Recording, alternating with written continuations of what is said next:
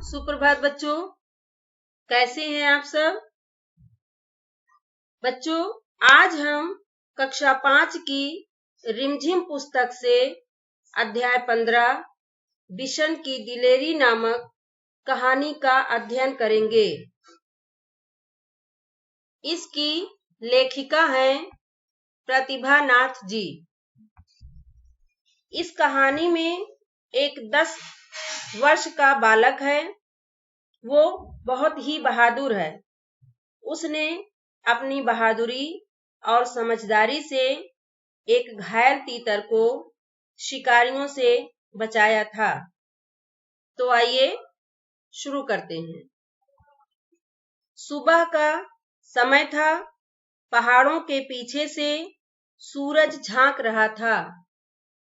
10 वर्ष का बिशन घर से बाहर निकल आया। वो रोज इसी समय इसी रास्ते से कर्नल दत्ता के फार्म हाउस पर जाता है।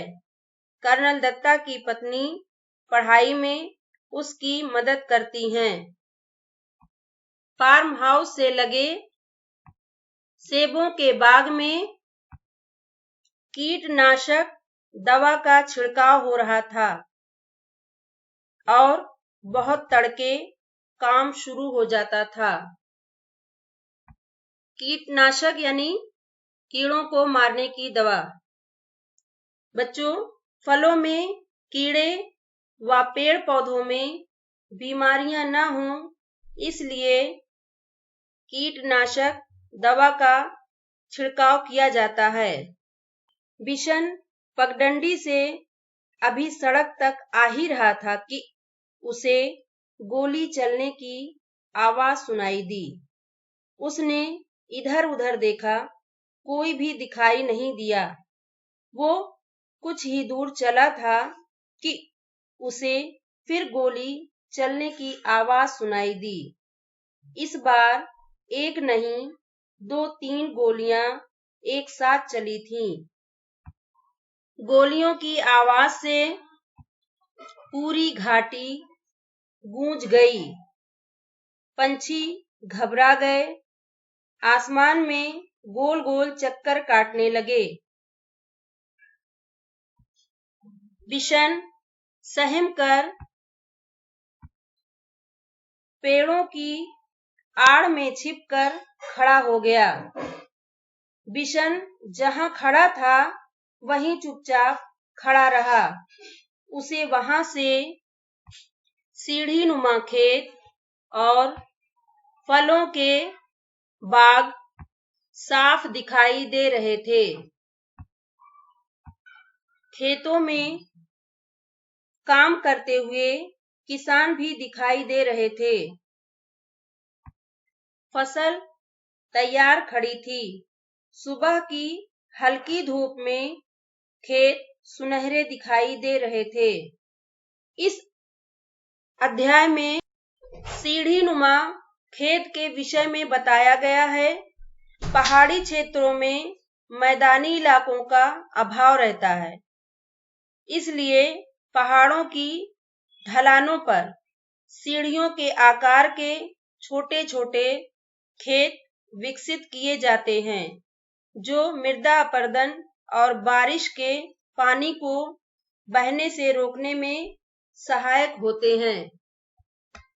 बिशन अभी सोच ही रहा था कि गोली किसने और क्यों चलाई होगी कि तभी एक और गोली की आवाज आई।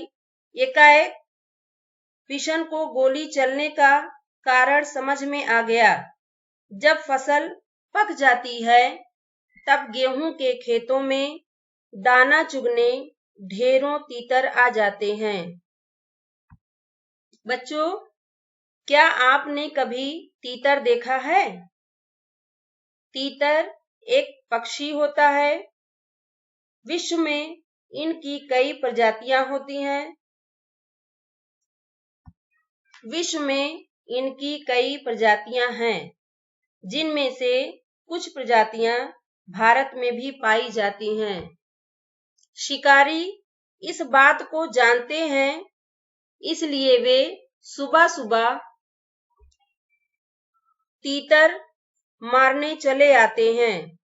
पिछले साल भी शिकारियों ने इसी तरह बहुत से तीतर मारे थे। कुछ तीतर तो वे उठा ले गए, बाकी को वहीं छोड़ गए।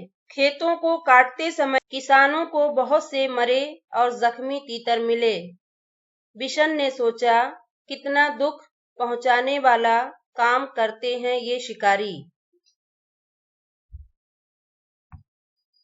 वो समझ गया कि शिकारी ही तीतरों पर गोलियां चला रहे हैं, इसलिए वो पेड़ों के बीच से निकलकर खेतों के किनारे किनारे चलने लगा।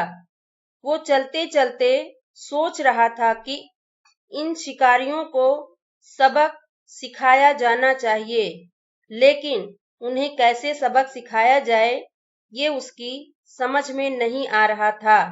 तभी उसके पांव के पास सरसराहट सी हुई।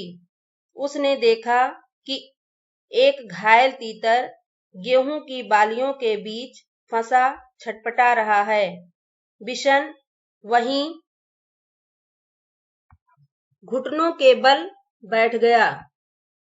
उसने घायल तीतर को पकड़ने के लिए हाथ बढ़ाया, लेकिन घबराया हुआ तीतर छिटककर खेत के और अंदर चला गया।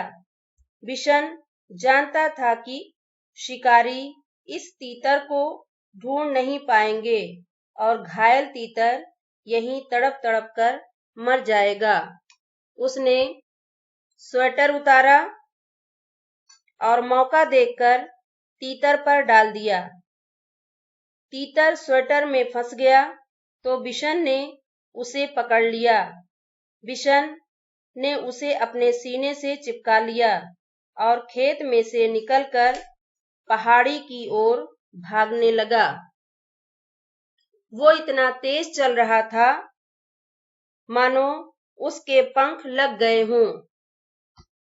पंख लग जाना बच्चों, ये एक मुहावरा है जिसका अर्थ है पक्षियों की तरह गतिमान होना या बहुत तेज दौड़ लगाना। तो बच्चों, आज के लिए बस इतना ही। आगे हम कल पढ़ेंगे। हमारा आज का गृहकार्य, यदि रास्ते में आपको कोई घायल व्यक्ति मिल जाए तो ऐसी स्थिति में आप क्या करेंगे? अपने विचार लिखिए। धन्यवाद।